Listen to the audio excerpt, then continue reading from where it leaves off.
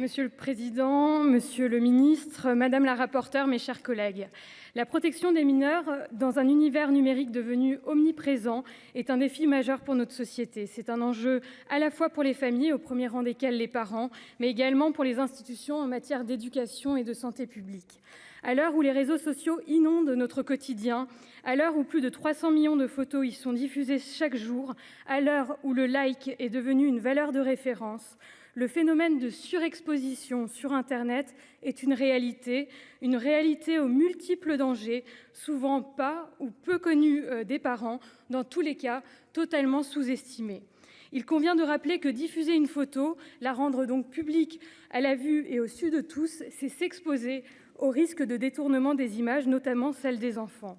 avec des finalités qui peuvent malheureusement être nombreuses et dramatiques, qu'il s'agisse du harcèlement, devenu un véritable fléau dans nos écoles, de l'exploitation commerciale de l'image, de l'usurpation d'identité ou encore de la pédocriminalité. Rappelons que la moitié des images sur les sites pédopornographiques avaient été initialement publiées par les parents.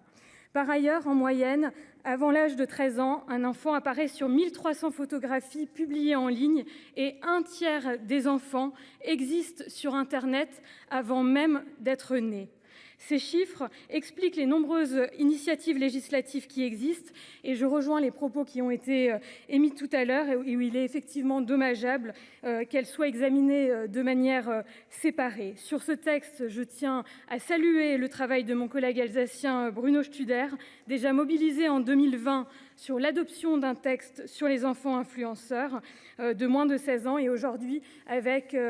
cette proposition de loi que nous examinons. Notre droit interne et notre droit européen consacrent et protègent le droit à la vie privée, mais les textes ne répondent pas spécifiquement à la vie privée des mineurs, dont la vulnérabilité doit être prise en compte. D'ailleurs, nous le voyons bien, l'examen de la jurisprudence nous démontre que cette question est déjà soumise aux juridictions, notamment en cas de conflit entre les parents. Je tiens à saluer le travail mené par la commission des lois, en particulier par notre collègue rapporteure Valérie Boyer, dont je sais l'engagement de longue date sur ce sujet. Comme l'a indiqué notre rapporteure, ce texte se veut avant tout pédagogique afin de sensibiliser, informer, alerter les parents sur les dangers que peut présenter un tel affichage de leur enfant. Les parents appartiennent de plus en plus à une génération du tout numérique pour qui le partage des photos peut apparaître comme un acte anodin, car simple et quotidien. Il s'agit pourtant d'un acte aux conséquences durables, d'où nous ne mesurons pas encore pleinement tous les effets. Regardons par exemple les questions que pose l'intelligence artificielle dans l'exploitation et le détournement des images. Alors oui, cette proposition de loi revêt davantage une dimension pédagogique qu'un réel apport juridique, mais voyons en ce texte une première étape, car sans pédagogie, sans explication, sans information, aucune politique publique ne sera efficiente, d'autant que, rappelons-le, les parents sont les premiers éducateurs des enfants. Cette proposition de loi appelle donc à une véritable prise de conscience collective et au regard du défi d'ampleur que constitue le respect de la vie privée à l'heure des réseaux sociaux, il appartient effectivement, et je rejoins les propos, au gouvernement de mener une véritable politique publique en la matière. Je rejoins l'avis de notre rapporteur dont le travail a permis de faire un certain nombre de recommandations que je salue, notamment la création d'une page dans le carnet de santé sur l'exposition aux écrans. Par une approche constructive du texte, la commission a choisi d'intégrer la notion de vie privée dans la définition de l'autorité parentale et je salue le retour à la première version issue de l'Assemblée nationale. Cette référence explicite à la vie privée permet la mise en lumière de cet enjeu, même si nous savons que son respect incombe déjà aux parents dans le cadre de l'autorité parentale. Je salue également la suppression par la commission de l'article 2, puisque le droit à l'image est effectivement d'ores et déjà exercé en commun par les deux parents, de même que la suppression de l'article 4 qui visait une délégation forcée de l'exercice du droit à l'image. Et on voit bien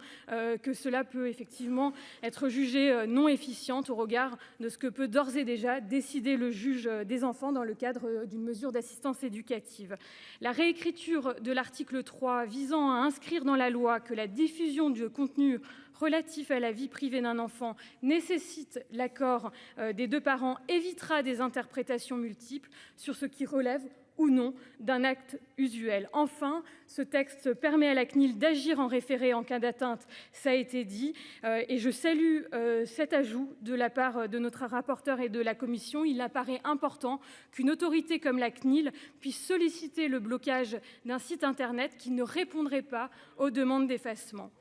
Mettre en lumière le respect de la vie privée des mineurs, c'est aussi sensibiliser les jeunes eux-mêmes, dont il est rappelé que 63% des moins de 13 ans ont un compte sur un réseau social, et alors même que 80% des parents déclarent ne pas savoir exactement ce que leurs enfants y font. Sensibiliser les parents revient donc à sensibiliser également les enfants, qui sont des futurs ou des actuels utilisateurs des réseaux sociaux.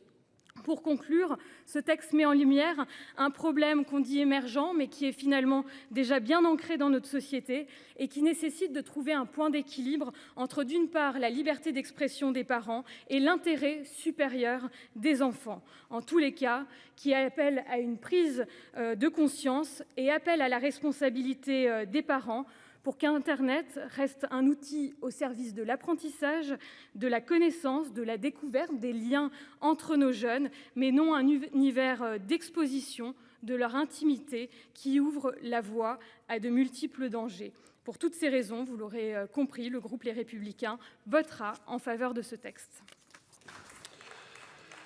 Merci. Je passe maintenant la parole à